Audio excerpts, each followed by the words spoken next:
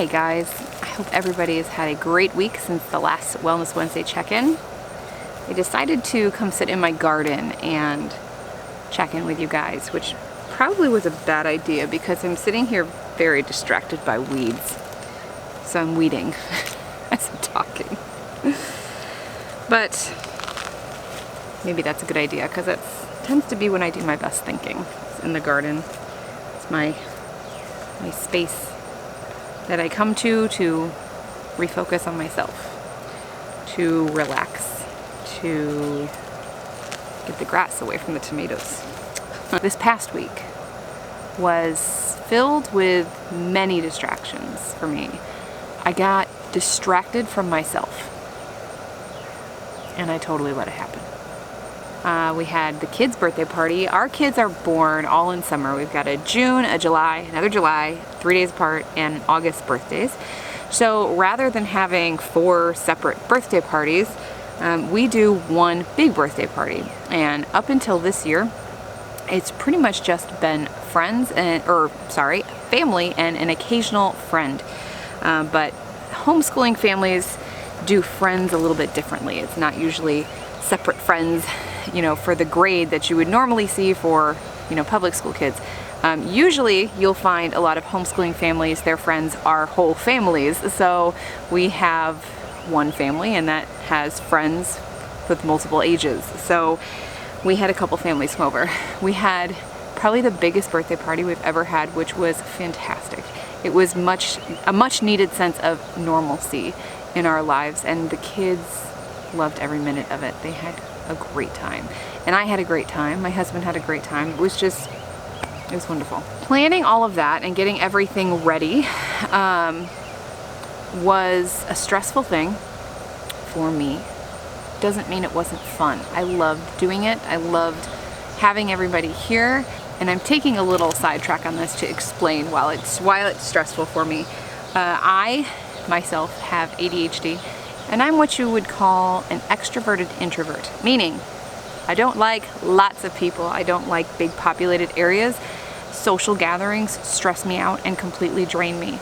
But if you get me in my comfort zone with the small group of people that I know and that understand me, and it's just my people, I thrive with that. That energizes me. That is a good time.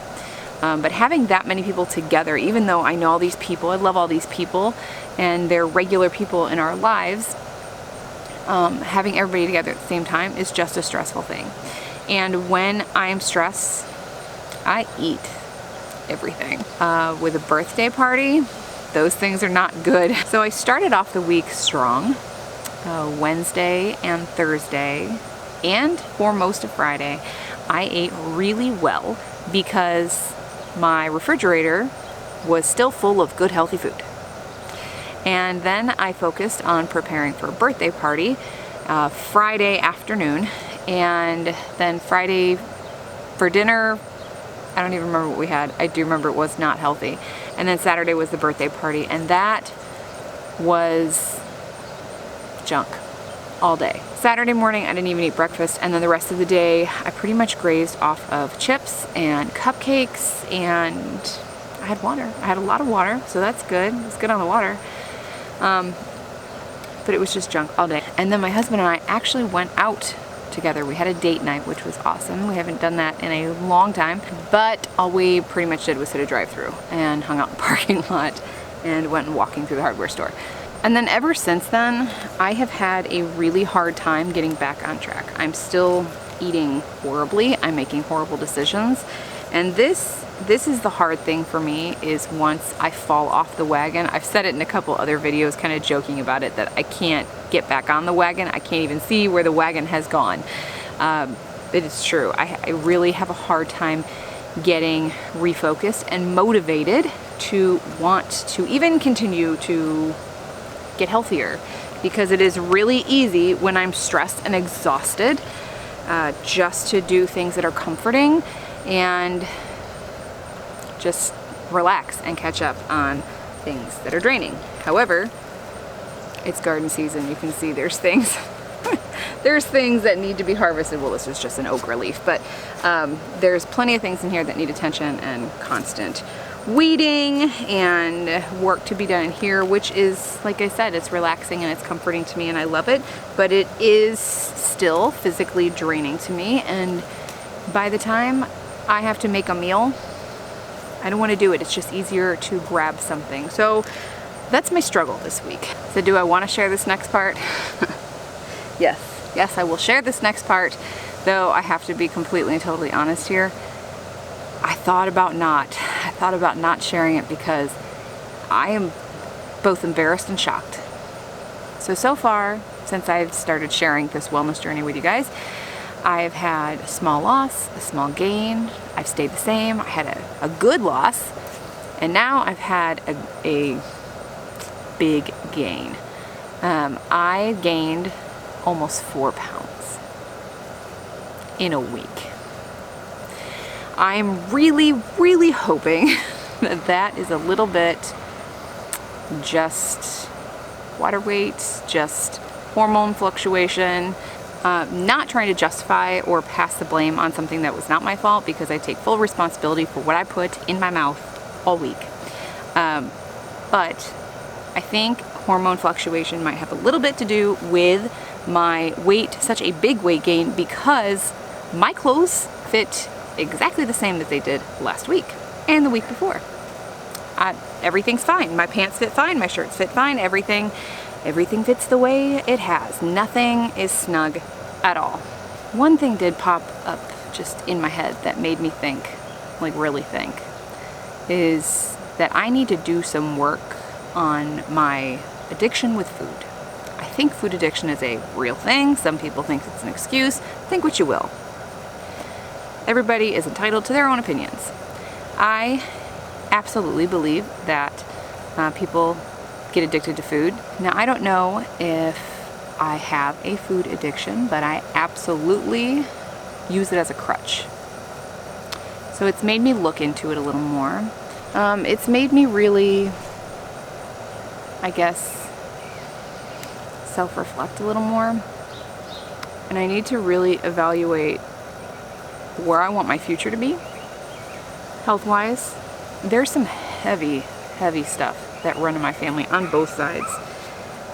I mean, having autoimmune disease and asthma just right now is bad enough. And because I have that, at some point in time, I pretty much guaranteed to become diabetic. It runs heavy on both sides. Heart problems run on both sides. Stroke run on both sides. The amount of disease and early death in my family is scary, and that should be enough for me to say, I don't want to do that. I got to get serious.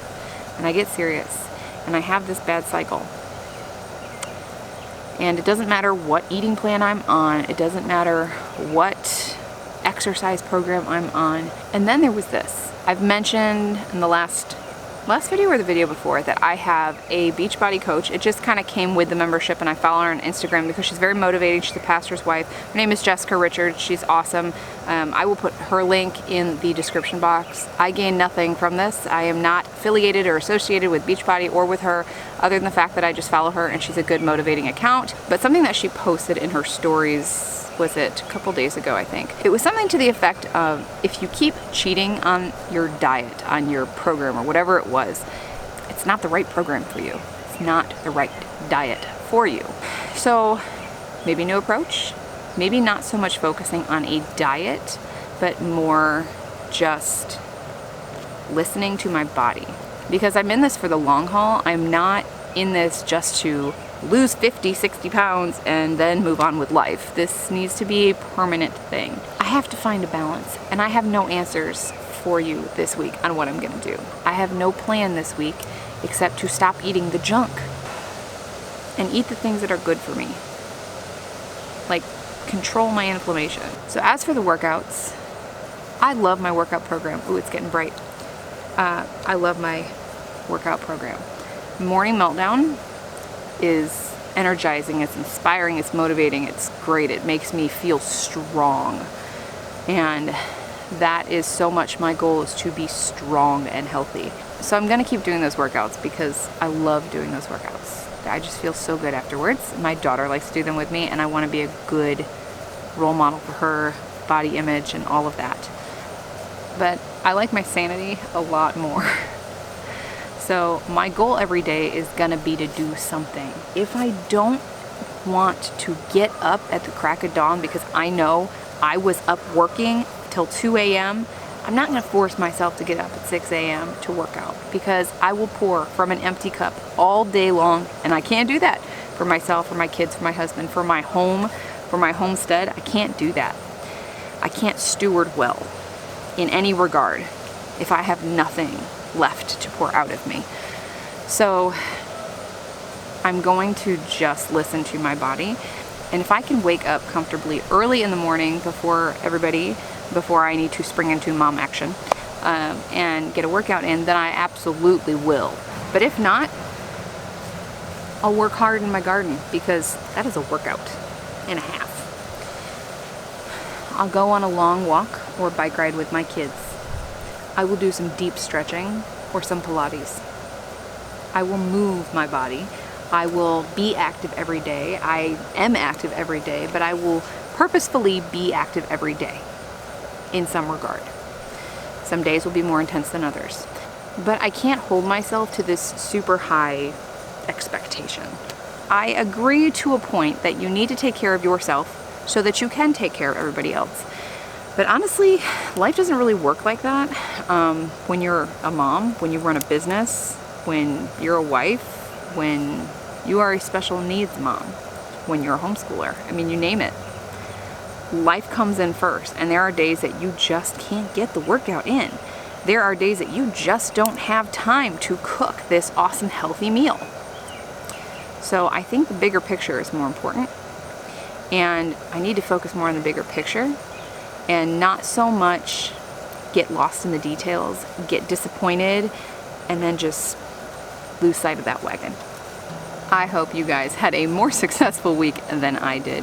But I also hope that maybe something I shared today, if you are struggling with something, that it gives you a little more peace and helps you feel like if you can't meet that ridiculous expectation that you have for yourself, that you find some comfort in bringing it down a level and being more realistic with what you can do. So now I'm going to finish weeding this ridiculous section of weeds, which will be in another video. But it's ridiculous because we didn't mulch this year. And my camera's crooked. But this is a workout, so I'm gonna go do this, work up a good sweat, and then I am going to go eat the dinner that is currently in the oven. It is spaghetti casserole, and I'm gonna eat it. I know it's not healthy, and it's not what I should eat, but I made it for my family, so I'm going to sit with my family and have a meal with them and just eat more vegetables than the pasta. And I'm gonna be happy with it. And tomorrow we'll make more progress, and the next day we'll make more progress, and next Wellness Wednesday we'll see where we're at. We'll see you guys in the next video. Bye.